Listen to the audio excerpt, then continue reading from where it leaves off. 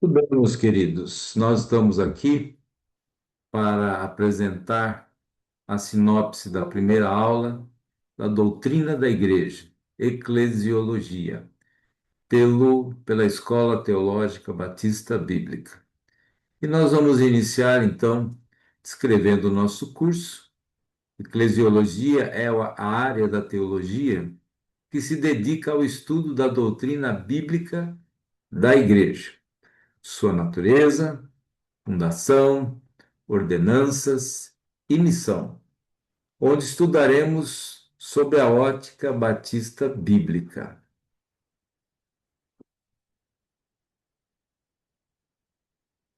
O propósito do curso é que o aluno compreenda a doutrina bíblica da Igreja, assim chamada eclesiologia, com toda a fundamentação bíblica requerida, a fundação da igreja, a natureza, as ordenanças, as doutrinas distintivas dos batistas e a missão da igreja.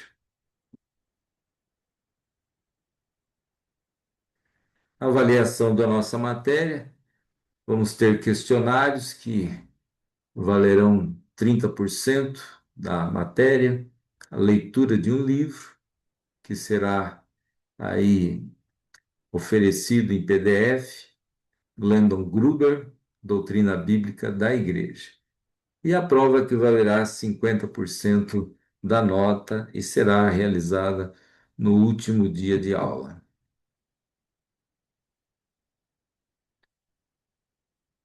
Essa doutrina, a doutrina da Igreja, é o ensino distinto do Novo Testamento. Não se fala nada sobre ela no Velho Testamento. Paulo a apresenta como o mistério de Deus, né? E Paulo foi um instrumento que Deus usou para desenvolver o ensino e apresentar a revelação divina sobre a igreja, o mistério de Deus.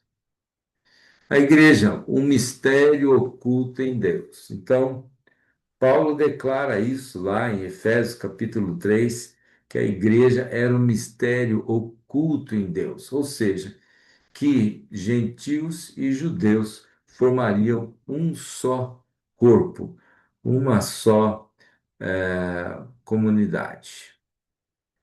Então, há certas verdades que se destacam aí nesse texto, né, que é Efésios capítulo 3. No versículo 6, a igreja é uma nova entidade, é um corpo, no qual não há distinção entre judeu e gentil.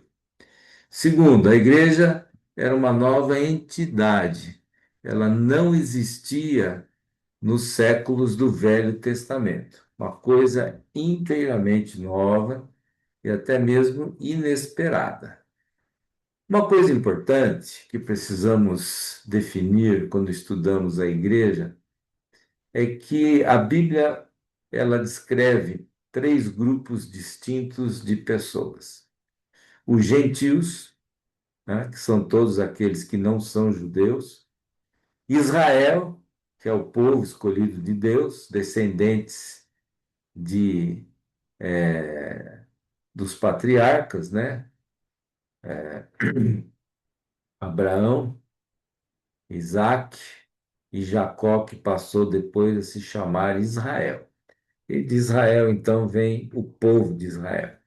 E a igreja, né? A igreja é um grupo de pessoas que creram em Jesus Cristo, né? A verdadeira igreja é a igreja dos salvos.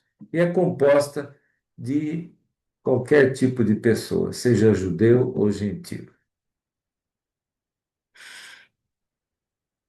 Há algumas questões notáveis que fazem uma clara distinção entre Israel e a igreja, né? A primeira delas é a relação com Abraão. Israel está completamente relacionada com Abraão, né? Abraão é o pai do povo de Israel, mas ele não é o pai da igreja, né? Há outras questões que fazem diferença, né? Paulo cita aí o povo, os judeus como israelitas, né? E os, os que pertencem à igreja não têm nenhuma ligação com o povo de Israel, mas estão ligados pela nova vida que tem em Cristo Jesus. Então, Israel também tinha os pactos, né, que haviam sido feitos com Deus no Velho Testamento, e todos esses pactos não dizem nada a respeito à igreja.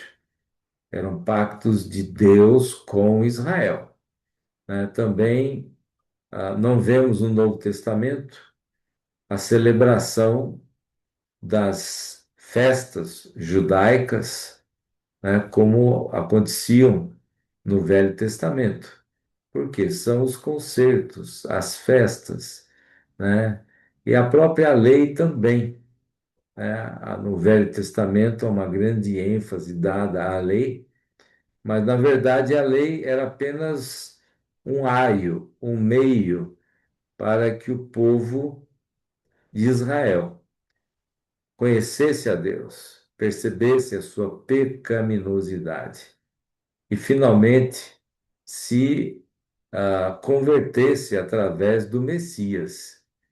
Mas o que aconteceu? Que eles rejeitaram o Messias e perderam a grande oportunidade, né, de se tornarem um povo realmente abençoado pela recepção de Jesus como Salvador da nação e das pessoas, né? Também a igreja ela é descrita como as pessoas que são filhos, são israelitas, são filhos de Abraão, mas as pessoas que creem em Cristo se tornam filhos de Deus. Então, são algumas distinções que existem aí entre a igreja e Israel, que precisam ser levadas em conta. Conclusão: Israel e igreja são grupos distintos e separados. Definição de eclesiologia. Eclesiologia é a área da teologia que se dedica ao estudo da doutrina da igreja, sua natureza, fundação, ordenanças, missão, sob a ótica estritamente bíblica, né? Seu objetivo principal é compreender a natureza da igreja, seus propósitos, papel na vida dos cristãos, incluindo a importância do sacerdócio de todos os crentes, a autonomia local das igrejas e a separação da igreja e do Estado, né? Então, são aspectos específicos desse estudo que estaremos fazendo, estudo chamado eclesiologia. Definição da igreja. A significação clássica do termo eclesia. A significação clássica do termo grego eclesia foi assembleia. Então, a ideia central ou básica do termo é chamar, né, para, ou chamar para fora, ou chamar de algum lugar para outro. A ideia mesmo, ela vem da cultura grega, né? Que os gregos tinham as cidades-estado da Grécia, que eram cidades independentes, que tinham um, um grupo de pessoas, né, que formavam uma assembleia, eram os anciãos, e eles se reuniam na porta da cidade. Então, eclesia era o grupo daqueles que foram chamados para fora. Eles se reuniam fora das portas da cidade. Então, isso era uma eclesia. Jesus pegou esse termo grego e disse: Eu edificarei a minha eclesia, eu edificarei a minha assembleia. o meu agrupamento de pessoas, meu grupo, né? Então, Jesus usa essa palavra grega para designar, para ah, identificar, né, a organização que ele iria criar. No hebraico, a palavra tem uma palavra relativa, né? Eclesia tem uma palavra relativa no hebraico, que é kahal. Kahal está lá no hebraico. A palavra era usada para descrever a congregação ou ajuntamento de Israel. Então, no Antigo Testamento, por mais de 95 vezes, o termo carral era usado para descrever a congregação de Israel. Na Septuaginta, que é uma tradução do Velho Testamento hebraico para o grego, na Septuaginta, a palavra que é usada para descrever carral, que é congregação ou ajuntamento, é a palavra eclesia. Então, o que é uma eclesia? É uma congregação, é um ajuntamento, é uma assembleia, é um grupo de pessoas que tem características distintivas próprias, né? E que identificam essas pessoas com o grupo, né? Então, do termo eclesia, né, nós temos no espanhol iglesia, iglesia. E no português, então, igreja, né, que são, assim, adaptações do termo grego às línguas modernas. Uma definição teológica: a Igreja de Cristo é uma congregação de crentes, composta por pessoas nascidas de novo pela graça de Deus e batizadas, cujo propósito é amar e obedecer a Deus e cumprir a missão que lhe foi dada por Cristo: pregar o Evangelho, fazer discípulos de todas as nações, né? Então, há outras definições parecidas, né, às vezes enfatiza mais uma coisa do que outra, mas o fato é que a igreja não é um grupo de pessoas só que pensa do mesmo jeito. Não, são pessoas que creem nas mesmas coisas, mas que experimentaram, tiveram uma experiência espiritual chamada novo nascimento, foram salvas, batizadas e têm como propósito amar, obedecer a Deus e cumprir a missão que ele deu para a igreja, que é pregar o evangelho a toda criatura. Muito bem, a fundação da igreja, né? A época de sua fundação. Existem muitas ideias sobre esse assunto, mas no frigir dos ovos a gente percebe que elas não têm grande fundamentação. Algumas ideias erradas. Primeiro, que a igreja começou com Israel. Então, a igreja seria apenas uma continuidade de Israel. Alguns chamam a igreja de Israel de Deus. É uma espécie de continuação só a, do povo de Israel. Só que agora com os gentios introduzidos nesse grupo. Outra ideia é que a igreja começou com João Batista, o apóstolo da nova dispensação, alguns pensam. Então, é a teoria JJJ, né? Jordão, João, Jesus. Então, a igreja teria começado com João Batista, né? João o Batista, e ele batizou Jesus. Então, até Jesus seria na visão de alguns hiperbatistas, que até Jesus seria um batista, né? Assim como nós, hoje. Então, mas isso é uma teoria dos hiperbatistas, né? Que os batistas começaram com João Batista. Bom, outra ideia que não encontra muito suporte é que a igreja começou quando os 12 apóstolos foram escolhidos. Outra ideia é que começou quando os 12 apóstolos foram enviados, ou quando Jesus tinha soprado o Espírito Santo sobre os apóstolos. Então, são ideias aí que são apresentadas como o início da igreja, tá?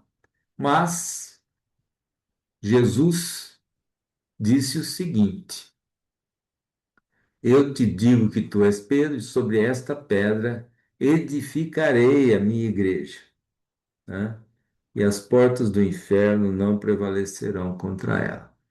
Então Jesus coloca a igreja no futuro. Eu edificarei a minha igreja. Então era uma coisa para o futuro. Embora ele já tivesse até dado algumas instruções de como funcionaria a disciplina da igreja, né? Tudo, mas ela estava ainda para o futuro. Tudo bem. O ministério do Espírito Santo no Novo Testamento é que marca o início da igreja.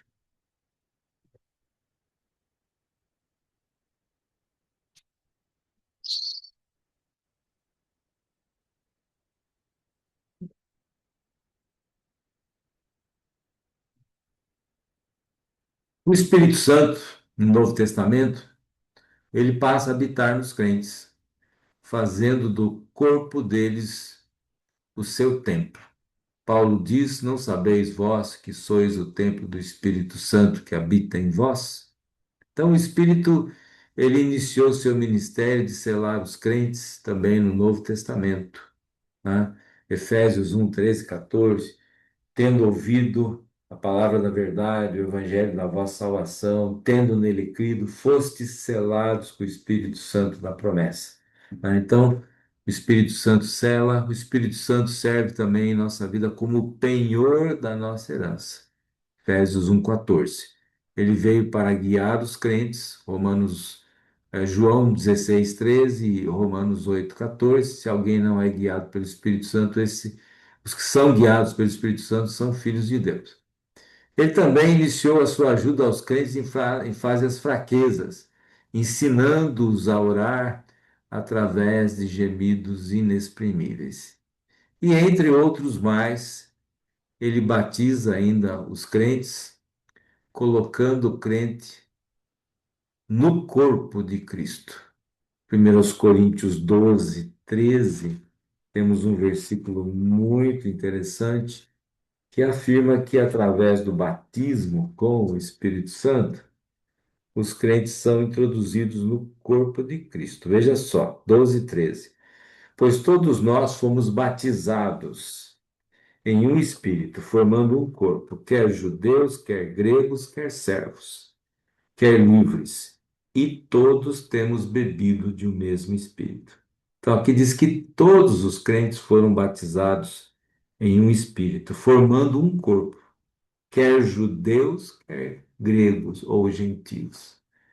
Então, através do batismo com o Espírito Santo, a pessoa é introduzida nessa nova entidade, nesse novo corpo chamado a igreja, onde não há distinção entre judeu e grego, todos são recebidos pela fé, independente da nacionalidade, né? Então, é isso que o Espírito Santo faz, ele transforma as pessoas em membros do corpo de Cristo, tá? A igreja, alguns pensam que a igreja tenha nascido em outros momentos, mas nós acreditamos que ela nasceu no dia de Pentecostes, né? Naquele dia, as pessoas que creram e foram batizadas foram agregadas, quase 3.000 almas. A palavra corpo significa igreja, o conjunto de pessoas salvos pela fé, né, e batizados. Então, nós temos aí vários textos que usam essa palavra corpo para descrever a igreja, como 1 Coríntios 12. 27, que diz: Ora, vós sois o corpo de Cristo e seus membros em particular. Né? Então, nós somos o corpo de Cristo, que é a sua igreja.